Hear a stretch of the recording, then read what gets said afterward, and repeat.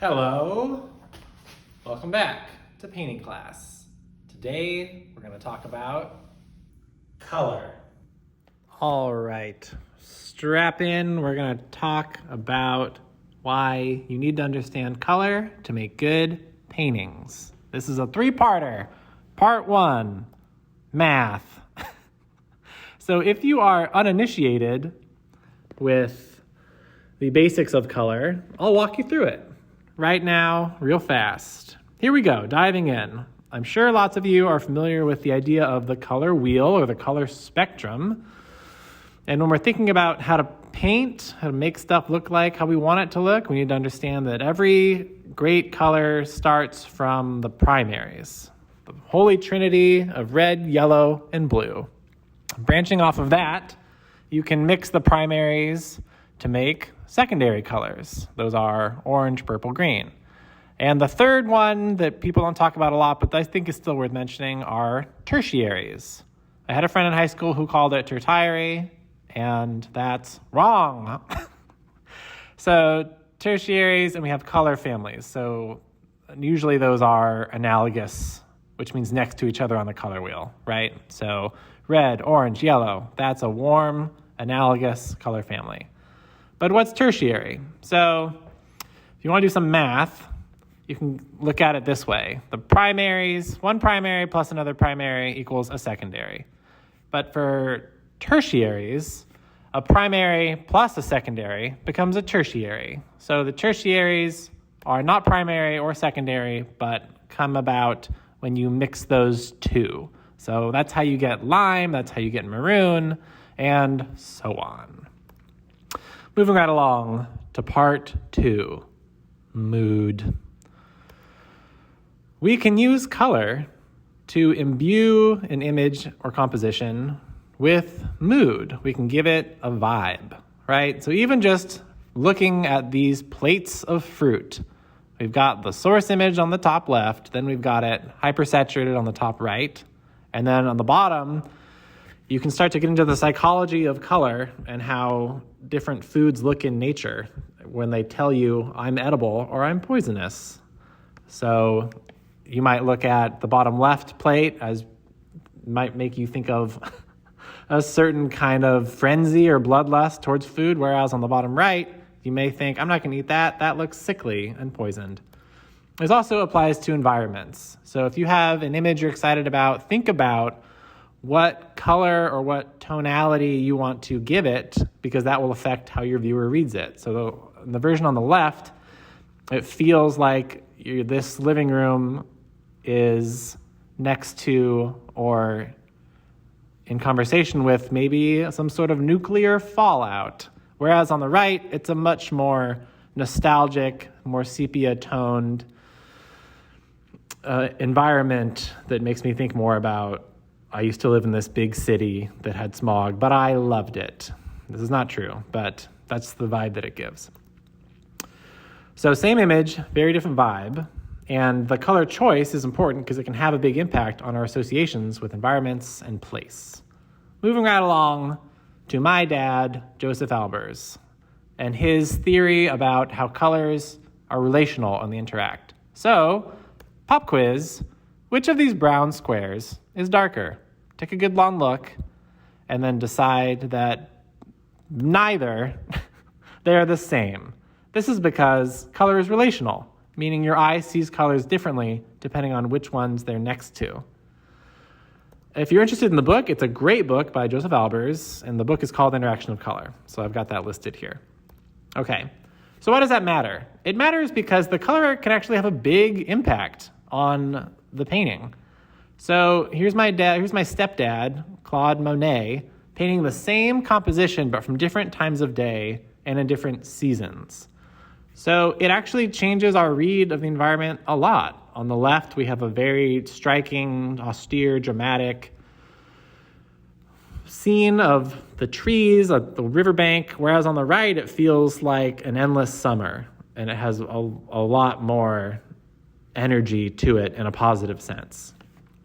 So color tells us about mood, and it also tells us about time. It can tell us about season and time of day. Here's even more Monet paintings of the same environment, but wielding this understanding of color in his artwork. Again, thinking about time and weather even, Monet was really great at giving us multiple views of the same image, with each one telling us what to pay attention to and cueing us into what's going on with those sort of subtleties that color can provide. Part 3, color and the figure. So of course, we're thinking about why does all of this matter? How does it relate to the figure? So let's talk about what color can do. Color is a great way to provide contrast. And you can do that with light. We've talked about light in a previous video. So using light or value to create contrast is present here. That's how we get this lovely silhouette. But we also can use color to give a sense of contrast. Purple and yellow are complements, and we see those colors bouncing off each other here and creating an overall pleasing composition. It also tells us a lot about the mood. We talked about the vibe and the mood. So here's a painting on the left called Flaming June of a lady in a dress asleep. And here's another painting called Painting of a Young Woman Out in the Country Finds Herself Caught in a Storm. A bit of a long title. But if we look at both of these, we can get a sense of temperature and mood. So the light and the color give us that. It's the same prompt for a painting. It's a figure in a dress in a place or a situation, but it's a very different vibe. And the color and the body language and the light all give us that. But color is a chief player there. If we want something a little more contemporary and a little more intimate, we can look at this painting by Doran Langberg from 2021. And I even have a close-up here to really give you a sense of each individual mark and how each color choice affects the temperature, which in turn affects the mood of this piece. Here's even another example of Doran's called Bather. So we have a very tender scene here of someone in the bathtub. And I say tender because of the color choices. It's common for bathrooms to have a very cold or even clinical sense of light. But if you take the color and the temperature into your own hands with your artwork, you can really change how you want your viewer to read the work, and you can change what the message is by using color. Moving right along, here's a French painting by Nicolas Poussin, and I'm bringing this one up because I want to talk about subtlety and how neutrals can affect vibrant colors and how those relate to each other. So with this painting, the light and the color work together. The light directs our eye to the figure because they have the most contrast, and then the color keeps our gaze there because the bright colors stand out against the neutral, tan-toned stone environment. Lastly, I want to really hit this point home about how neutrals can direct your eye to the vibrant colors by talking about Salmon Tour's paintings. Here's a great one of his called Man with Face, Creams, and Foam Plug. So it's a very gray scene, but the few colors he does have really grab our interest because he sets them up as the main character by using color or the lack of color as a supporting character. So there's a lot of emotion and mood in this face without having to use the right out of the tube colors. And even with this little mini still life here at the bottom, we get a sense of his belongings, and the color, I think, does give us, it directs our eye to this little phone plug bag. So, final notes on light and color in relation to the figure. The light creates drama and contrast, and it defines the contours of the body. The color adds mood and emotion, and the dynamic lighting, color, and posture can tell us 1,000 things about a person without the need for words. So ultimately, lighting and color applied to the space or the environment can tell us just as much about the figure as the figure itself. So with all this in mind, it's time for us to think about how to apply these things to our own paintings. Since I last saw you, I've been building out my pantheon of fish head paintings, as you can see. Remember the one from the light demo where I mentioned how saturated the yellow is?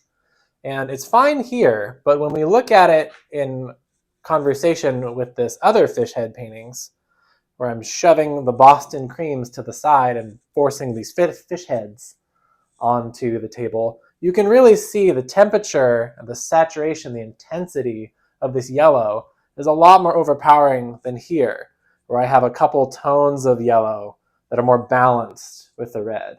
And we can take that all the way over here to this one, where we're balancing the green of the fish and the red of the guts with the gray of the sink. So with all three of these, there's different uses of color and light happening to guide the eye and to draw your eye to different things. So in your own paintings, think about how color can help you get your idea best across. Now, there's one more thing I want to talk about before we end. So I talked a little bit before about the psychology of color, and I want to return to that as we end on the topic of color, thinking about how color symbolizes different things and how colors make us think about or resonate with things differently. So here's a painting of mine called Thought Vessel, and I made this painting when I was living in Berkeley, California, before I became a student again. And I spent a lot of time in this room reflecting on the transition in my life away from living with poor vision towards entering the early stages of blindness, which is where I now find myself with my tunnel vision. And with this painting, I wanted to create a scene that captures all the moments that I spent in this room, in my personal sanctuary, grieving my old self, grieving the person I was with that level of vision before I started moving forward into this transitional period where I am now. And to really drive that point home, I use the color yellow to sort of crown or move around the head to let the viewer know that this kind of anxiety was with me a lot of the time. Yellow is the color of anxiety. And so you can think about how different colors can give your scenes mood. That's the ultimate takeaway here. We put ourselves into our artwork in different ways. In my case, I make paintings as a sort of visual diary to document my transition with my changing body. And so in your own paintings, be bold. Go ahead and use color and light to give drama, to give mood, to give emphasis to the projects that are important to you. That's all for today. Class dismissed.